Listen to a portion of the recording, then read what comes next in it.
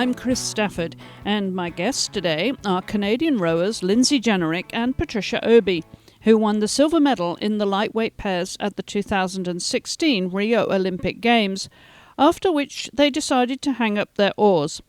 With over 20 years in the sport at the highest level, Lindsay explains why she was ready to retire after being an alternate for Beijing in 2008 and adding London and Rio to her resume.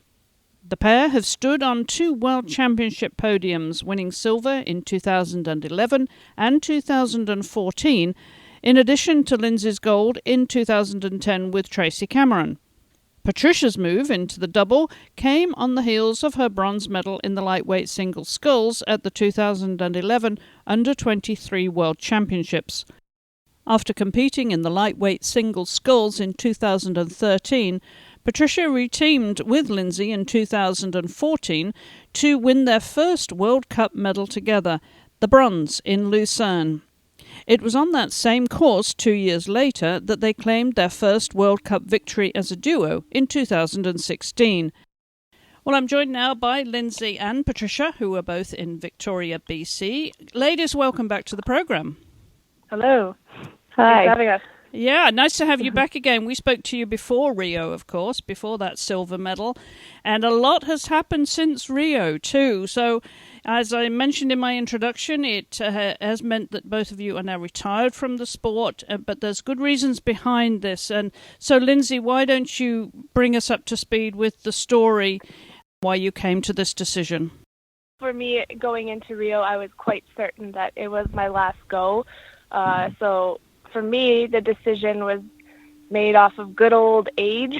I wasn't necessarily feeling it a lot in my body, though it was, the sport was a bit harder than it was when I was 20 in that regard in terms of recovery. But I think when you consider what goes on in your other life, your non-sporting life, and I was starting to feel a bit delayed in that in terms of, career, family, those kinds of things. I'm 34, so to work myself towards another Olympics would put me at 38, and not to say by any means that it's not doable, but I just personally didn't want to make the choice to focus on rowing for that long.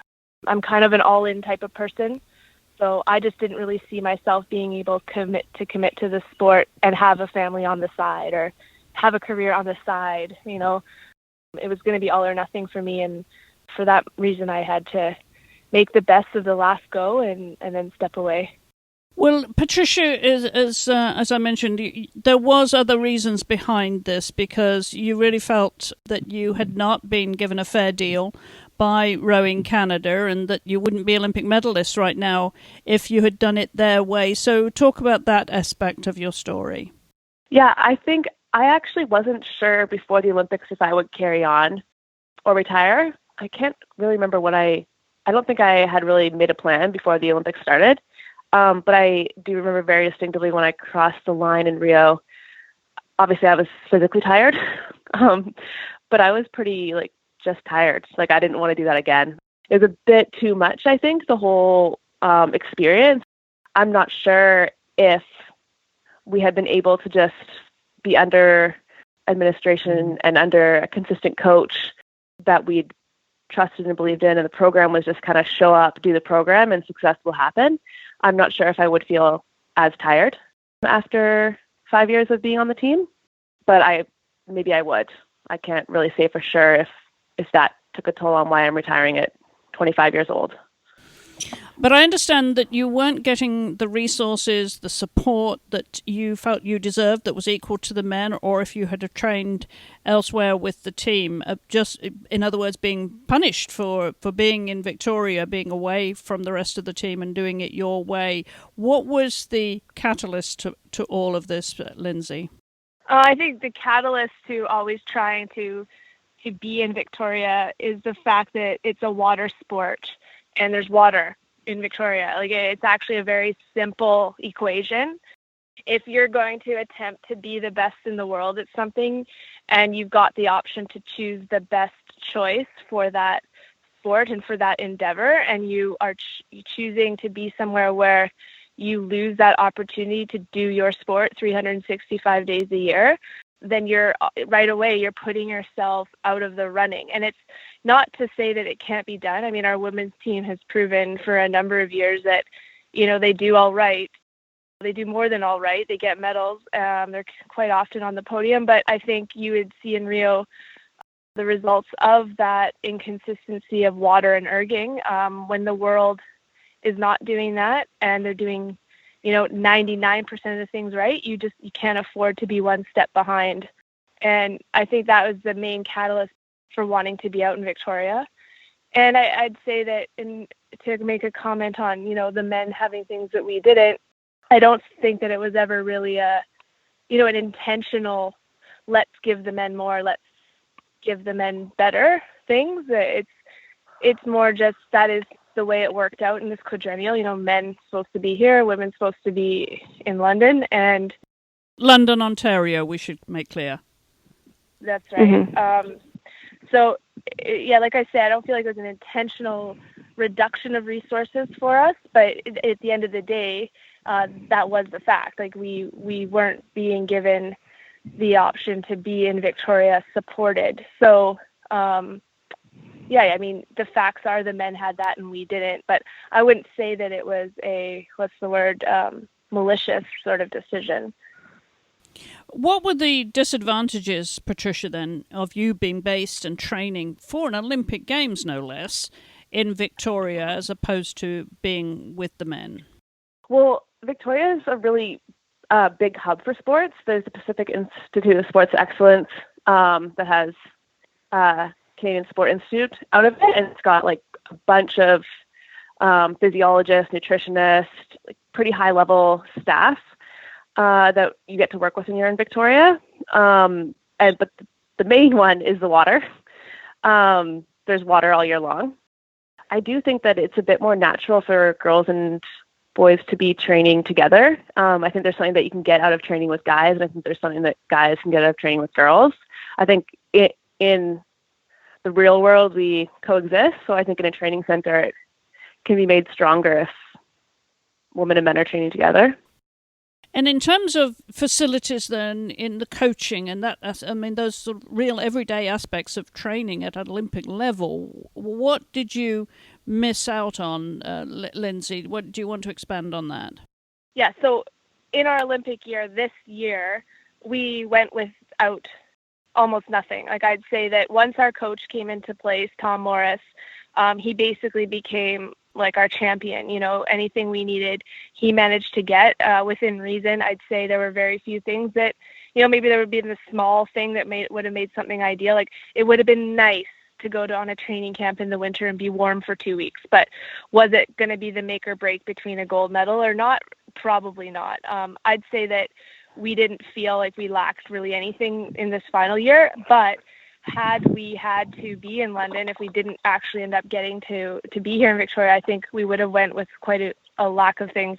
Patricia and I did a really excellent job at basically forming our recovery team, I would call them. We had an excellent chiro, we had an excellent physio, we had an excellent osteopath, and I think that every one of those people was required to get our bodies into the top shape that they were in. We couldn't have done it with just one of them. They were basically the perfect package and perfect combination. And then if we'd been in London, I think those aspects of our treatment and our recovery would have been subpar. I think you also have to factor in at our age and our experience, we're a 24-hour athlete. So what we do on the water, what we do at the boathouse is very, very important. But what we do at home, all those hours in between training are equally important. And we were very focused on those hours. And of course, it's going to make the difference between, we lost the gold medal by 1.1 seconds and we won the silver by, I don't even know, it's probably like 0.4, maybe less. So it's that difference of what you do at home can be the changing color of the medal. And, of course, it's better to sleep in your own bed, be with your significant other, shop at the grocery stores that you want to shop at, have the downtime and the recreational time that you're used to being out in nature, being, sitting in downtown Victoria where it's beautiful. Like all these things are a part of the whole process. And we would have had to go, I think, without a lot of that stuff to the standard that we had it here in Victoria if we had been in London.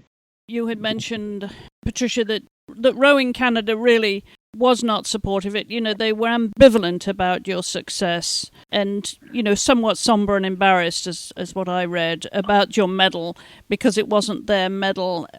Do you feel any differently now that some time has passed to give you some distance between what happened now that you've retired? That quote was pretty strong for how I actually felt. I'm not sure if that was fully a quote I said, but I don't feel that they're embarrassed or somber. That's probably not the word I would use. I think that it's just kind of a knowing that we paved our own way a little bit more than some of the other athletes. And I don't feel that Rowing Canada has utilized Lindsay and I the way that they could now. Since we did have to pave our own way, we learned a lot because a lot of times we were kind of writing our own training program or trying to support each other. It was just the two of us trying to support each other. So we created our own little culture. And I think that we could be useful right now to Rowing Canada as they are trying to kind of rebuild their culture.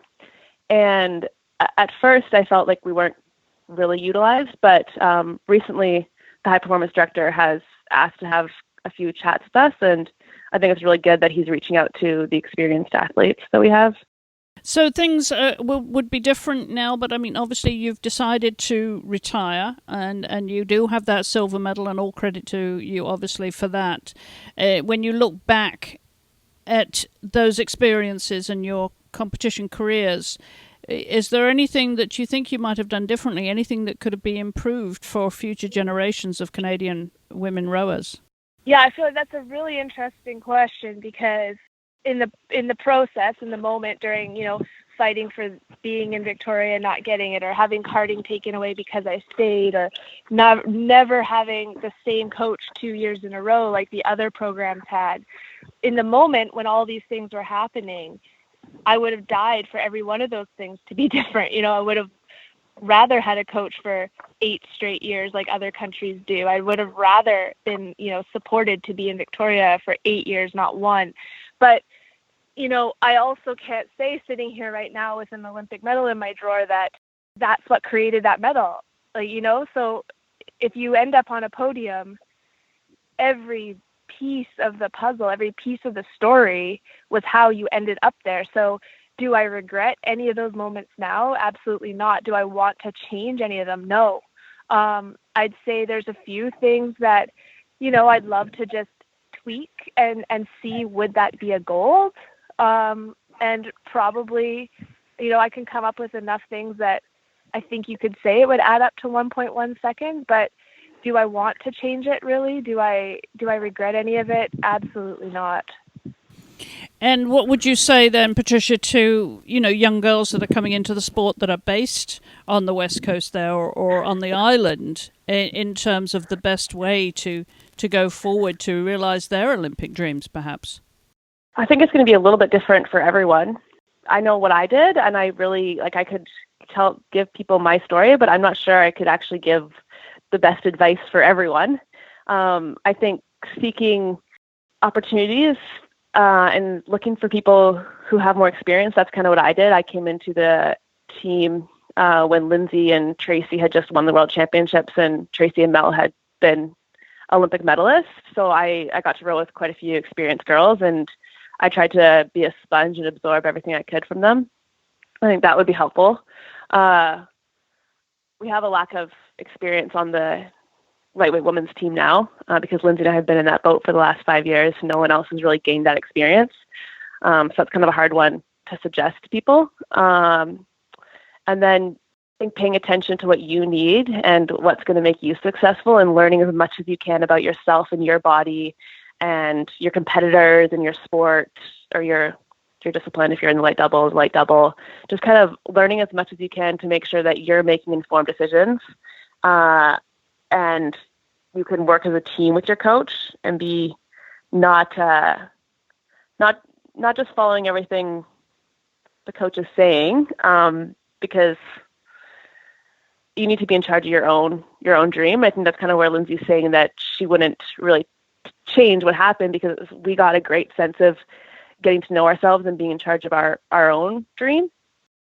So life is looking a lot different for both of you now. Lindsay, first of all, tell us what you do on a day-to-day basis now, and do you do any training at all? Do you miss going down to the boathouse and getting in that boat and all of that training that goes with it? Yeah, I absolutely do. I'd be completely lying to not say that.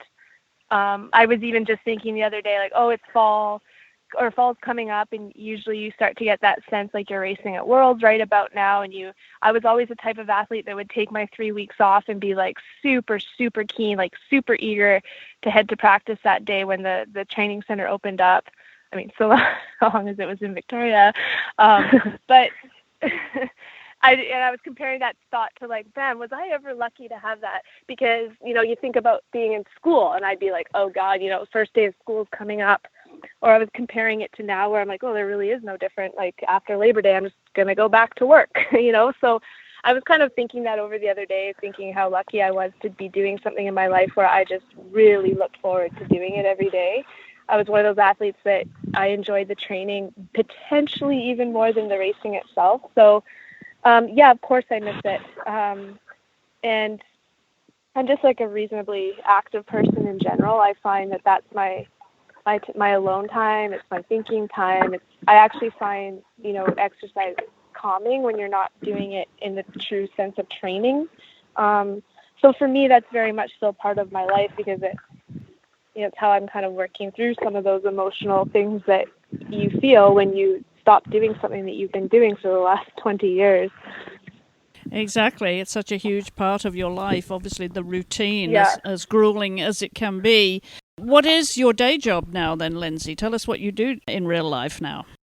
Well, I was lucky enough to get a job at the Canadian Sport Institute, so I'm working in athlete services there, and it's what was a nice transition for me because it was in the place of the organization that I felt helped us so much towards winning that silver medal.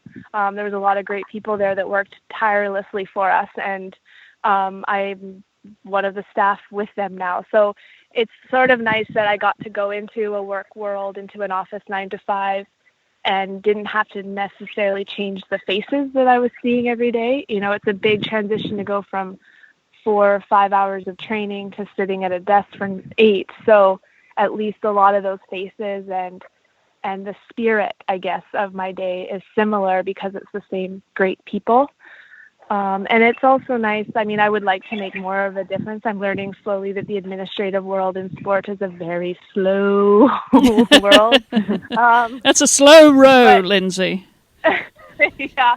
So I would like to, I'd love to, I've got visions there and would like to make more changes, but I'm mostly just sort of being humbled at the fact that, I got to the top in something, and it took me 20 years to get there. So I'm just trying to experience life now at work in a way where it's like, okay, I know a lot of these things because I did it as an athlete, but there's now still a lot to learn on that other end. So, take some of those qualities that you had as an athlete, like being willing to learn and put that to a job. But yeah, I'm not going to say it's exciting and it's not thrilling the way it was to be racing and to be, really physically at your best. But I'm also open to, I just know like good things take time, right? Absolutely. It is a transition period, obviously, once you retire from full-time sport, but at least you're still in the sports world. How about you, Patricia? Do you have a job that's competitive to keep you on edge? No, I don't have any job right now. I'm taking the summer off. I'm going back to school to do a master's in the fall. I worked for some of the year. I traveled for a few months after the Olympics and then started working at a few different jobs, all of them working with early years, kids age 3 to 5. Some of it was getting kids active and some of it was just regular daycare type work. And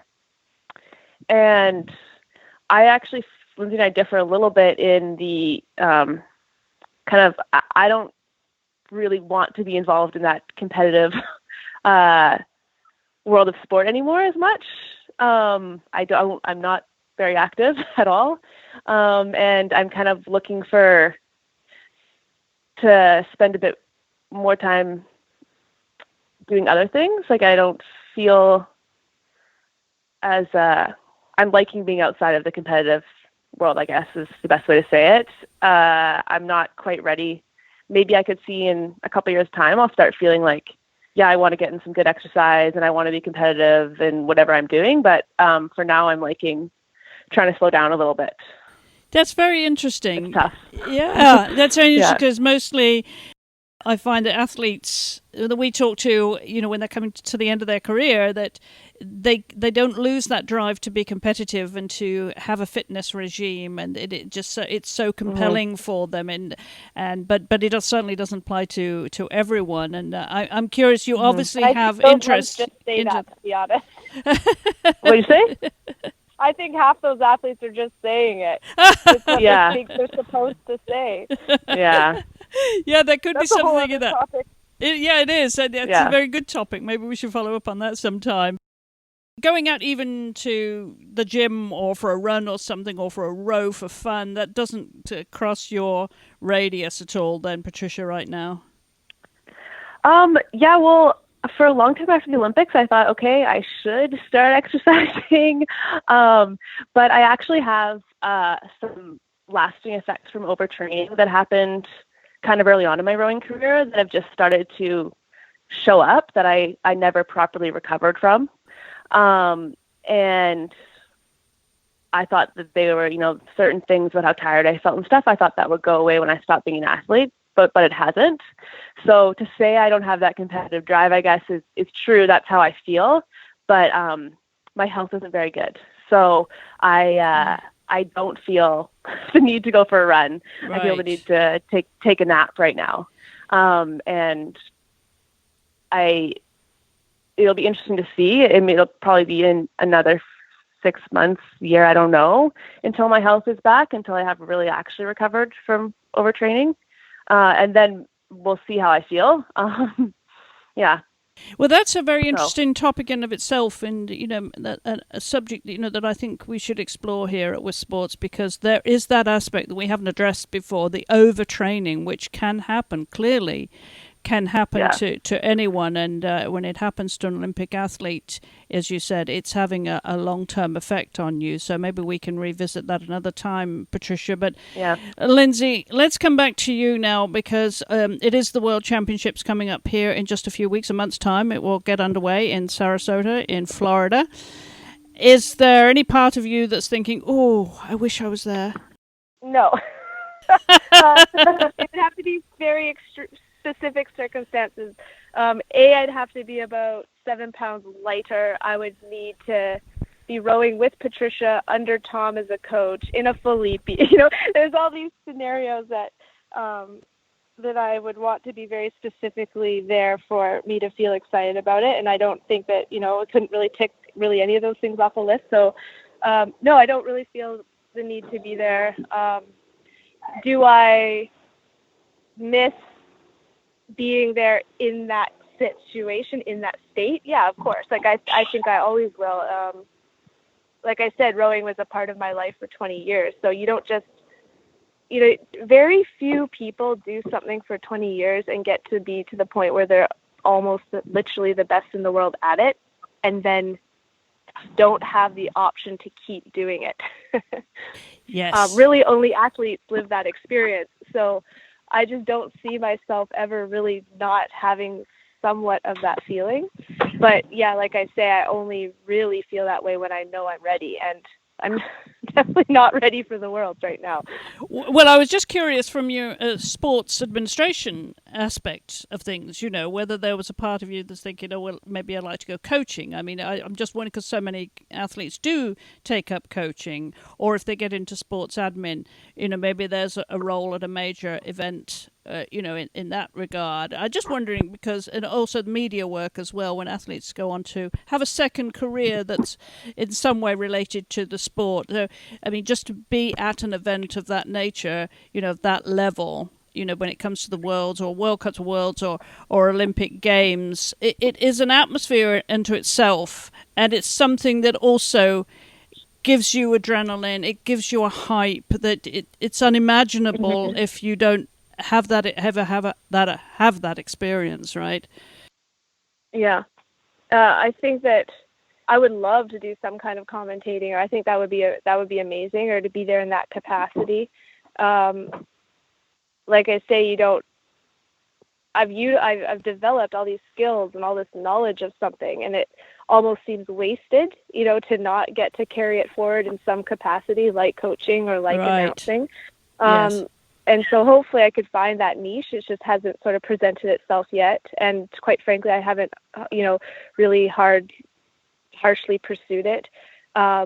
In terms of the coaching, I did dabble in it in the fall with the University of Victoria. I kind of recognized that, okay, I need some structure right away, because otherwise I'm going to float, and I know that's not going to be good for my mind. And I really, really enjoyed that. That was an amazing experience. Rick Crawley, I was coached by him all through my university career, so it was pretty awesome to get to work beside him. The athletes were wonderful, wonderful women. But what I learned very quickly, and I don't know, maybe this will sound terrible, but it's the truth. I realized that I believe there's a high performance coach, like an Olympic level coach, an Olympic level mind and philosophy. And then there's club and recreation. And unfortunately in Canada, for some reason, we expect people to navigate through the ranks, if you will, through recreational club coaching until you get to the Olympic level. And I just don't agree with that. I think that I'm not undermining experience by any means. I think anyone with experience should always be considered before someone who doesn't have it. But I think it's two separate streams of experience that are necessary. Because I think a high performance mind, a mind that pursues Olympic medals, is different than a recreational mind. And it's not to say one is better than the other or more superior. It's to say that they're different, period. And I just don't think that the system is ready to take on, that kind of structure yet. It's just we don't look at it that way in Canada. We look at being fair and doing your time.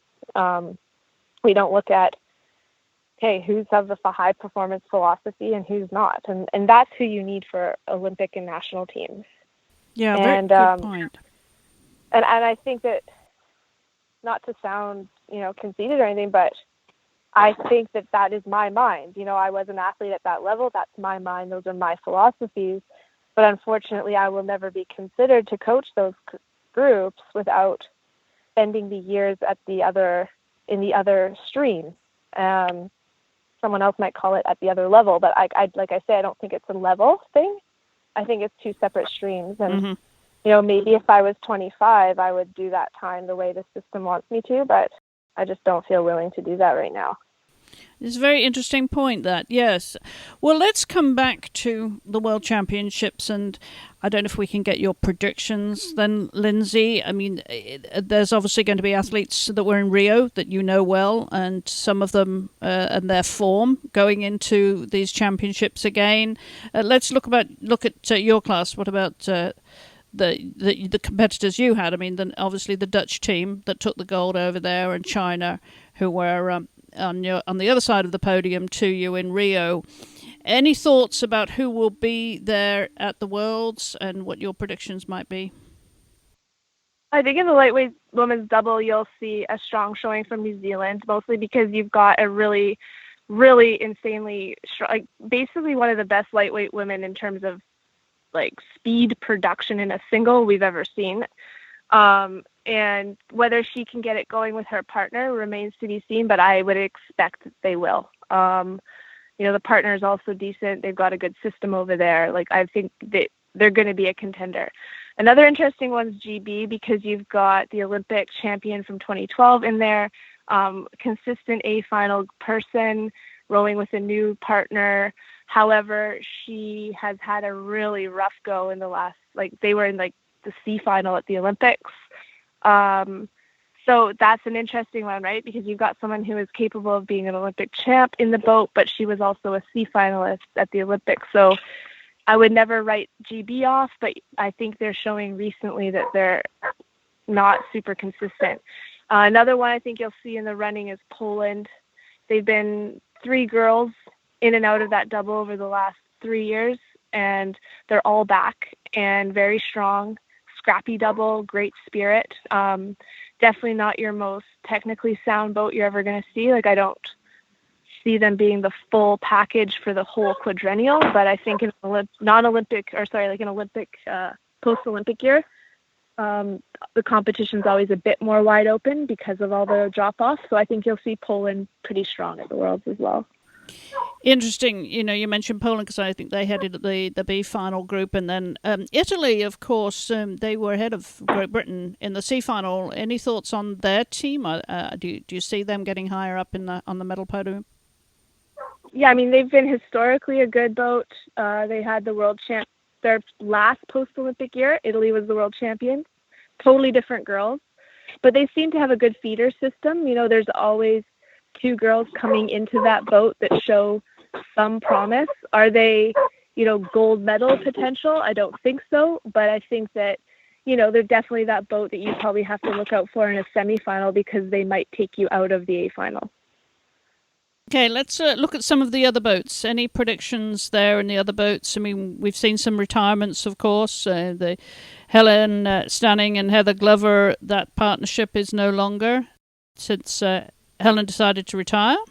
Yeah, that's a real shame. I actually didn't know that, but I just think that was one of the most beautiful rowing boats in the entire sport. It's easy to be drawn to the men in those types of in rowing because it is still a power sport. So obviously people are drawn to, the big, strong man with power. But I think if you actually broke it down, you broke down partnerships, you broke down boat flow, technique, and physiology, I think you'd be hard-pressed to find really a more impressive boat in all of rowing than that Stanning and Glover pair. Yeah, it certainly was poetry in motion to watch them. In terms of the other boats, then any further thoughts on the World Championships? And I'm curious as to whether you'll be glued to your computer or TV for the championships, or just dip into it as and when you have time. Yeah, I'll probably dip in because I'm going to always want to follow the light double. And of course, I'll always be curious about our Canadian crews. So yeah, I'll follow it. I won't be glued, but I'll follow for sure. No further thoughts on other boats then? I'm just wondering which medals we should be looking for. I know the U.S. has been somewhat disbanded, but I would have said, obviously the women's 8, but, they're very much in a building phase right now.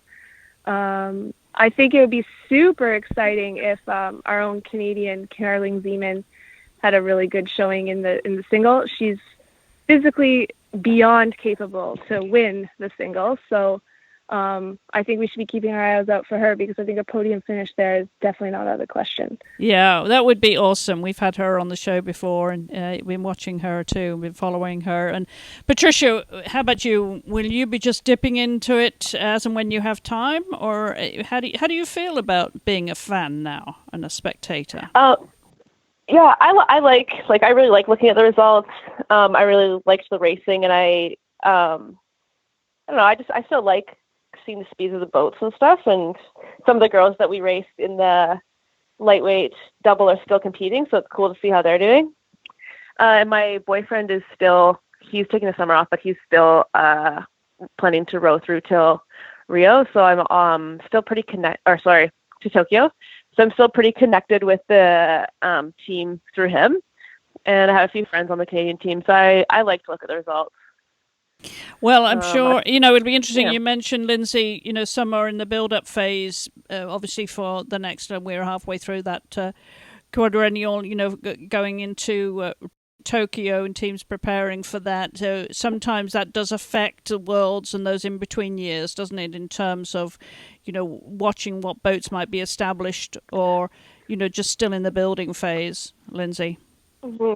Yeah, I think as good athletes get to their best, they're more and more focused on one race alone, and that's the Olympic final. So I think it's a natural ebb and flow for, we've got a lot of newbies on the team. For some of them are even first timers at World Championships. So of course they're going to be super keen and they're going to think it's sort of the center of their life. And I'm not criticizing them for that. I mean, everyone does the same thing. It's just the way it is.